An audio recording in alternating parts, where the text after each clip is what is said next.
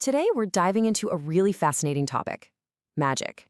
Now, I know what you're thinking: wizards, spells, fantasy stories. But what is it really, according to the people who've studied and practiced it for centuries? Let's get into it. So, let me ask you something. Have you ever wished for something so hard, so intensely, that it felt like you could just make it happen? That deep-seated feeling, that desire to shape your own reality? Well, that's actually the perfect starting point for this whole conversation. And you know what? It turns out this is something we all kind of do. As author Lucy Summers puts it, when you make a wish, say a prayer, or even just send a get well soon card, you're doing the same basic thing. You're focusing your intention to try and create a change in the world.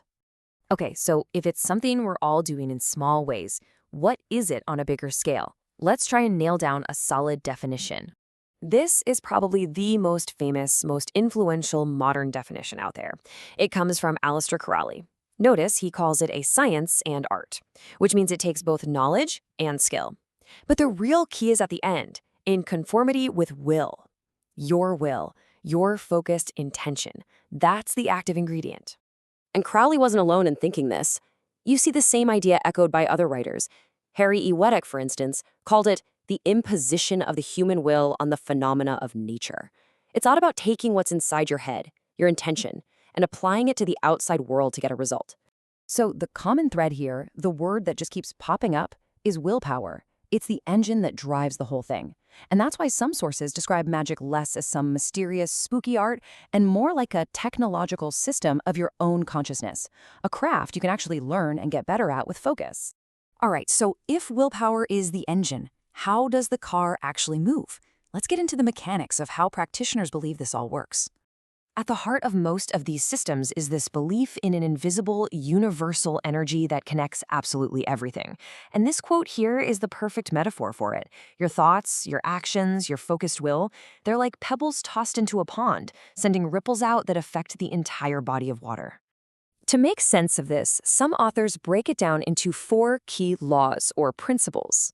First, you've got willpower, which we know is the driving force. Second is the astral light. That's the invisible energy field, the pond you're making ripples in. Third is the law of correspondence, which basically says like attracts like. Symbols and objects are connected to specific energies. And fourth, imagination, which is how you aim and focus your will. So let's put it all together. The theory goes something like this. You use your imagination to focus your will like a laser beam. That focused beam then makes changes to this invisible astral blueprint of reality, often using symbols or objects that correspond to your goal. And eventually, the changes you make on that blueprint start to show up here in the physical world. Okay, so that's the theory. But what does this actually look like in practice? Let's peek inside the magical toolkit. And wow, the toolkit is incredibly diverse. You've got people casting a secret circle for protection, using an altar as a focus point, doing candle magic, timing rituals with the stars, using special consecrated tools. The list goes on. But here's the thing, all these different practices, they're all designed to do one thing: help you concentrate your mind and direct your will. This is a perfect example of that law of correspondence in action. To a practitioner, an herb isn't just a plant. Vervain is thought to energetically match up with love. Blessed thistle aligns with healing. You're using a physical item to help amplify and align with the specific energy of your goal. And practitioners use all kinds of different frameworks to help them focus. You've got modern systems like Gene Keys, which uses your birth info to map out your personal energies. And then you have ancient tools like the tarot. Totally different systems, right? But they serve a similar purpose, giving you a structure to focus your intention and make sense of the patterns around you. Now, this part might actually surprise you because it sounds almost scientific. Practitioners are very often told to keep a magical diary. It's basically a lab notebook. You write down your goal, the ritual you did, the tools you used, the timing, and then, most importantly, you track the results. Which brings us to the million-dollar question, right?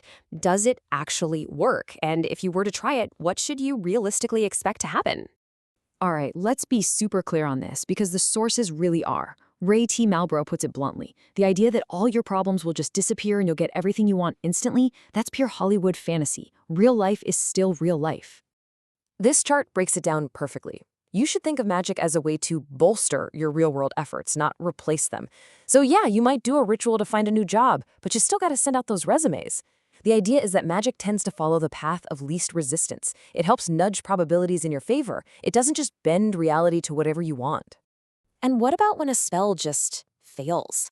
Well, the sources give a few reasons. Maybe the thing you asked for wasn't actually good for you in the long run. Maybe your own doubt got in the way and was stronger than your will.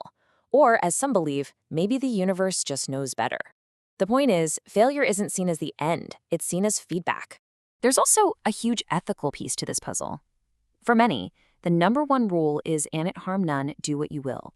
And that harm includes interfering with another person's free will. Trying to force someone to fall in love with you, for example, is seen as a major misstep that will likely backfire. So if we boil all this down, what's the big takeaway? According to these sources, magic is a craft. It's a discipline of focusing your own internal power, your will, your intention, to influence reality around you. It is not a shortcut to escape doing the work. We come right back around to where we started, to that core definition.